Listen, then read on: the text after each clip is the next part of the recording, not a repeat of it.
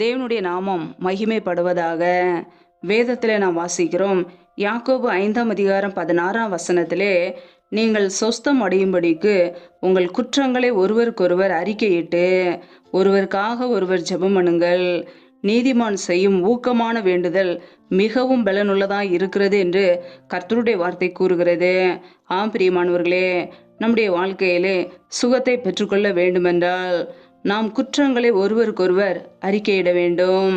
மற்றவர்களுக்கு விரோதமாய் நாம் செய்த காரியங்கள், மற்றவர்களை நம்முடைய வாழ்க்கையிலே இருதயத்திலே கசப்போடு வெறுப்போடு பார்த்த காரியங்கள், ஒருவருக்கொருவர் நாம் மன்னிப்பு கேட்டு ஒப்புரவாகி குற்றங்களை அறிக்கையிட்டு ஒருவருக்காக ஒருவர் நாம் ஜெபிக்கும் பொழுது நம்முடைய வாழ்க்கையிலே அந்த ஜெபம் மிகவும் பலனுள்ளதாக இருக்கும்.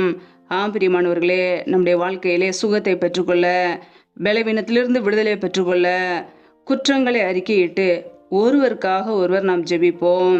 கர்த்தர் நம்முடைய ஜெபத்தை கேட்டு நம்முடைய வாழ்க்கையில் உள்ள எல்லா பலவீனங்களையும் நீங்க செய்வார். ஹல்லேலூயா. புதிய நாளுக்காக நம்மை நாமே அவருடைய சமூகத்திலே தாழ்த்துவோம். ஜெபம்.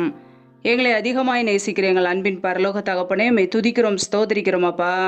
இந்த புதிய நாளை காண செய்த கிருபைக்காக நன்றி அப்பா. இந்த புதிய நாளிலும் புதிய கிருபைகளை கொடுங்க.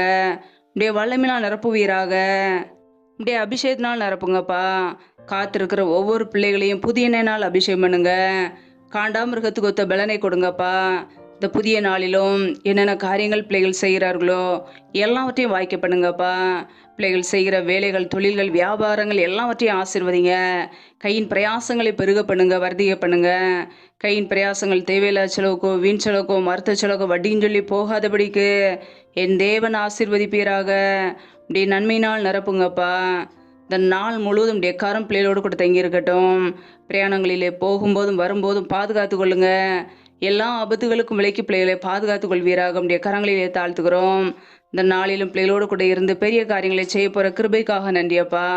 முற்றிலுமாக தாழ்த்துக்கிறோம். சத்துரு கொண்டு வருகிற எல்லா போராட்டங்களுக்கும், பிரச்சனைகளுக்கும், தீமைகளுக்கும், பொல்லாப்புகளுக்கும் விலைக்கு பிள்ளைகளை பாதுகாத்து கொள்ளுங்க.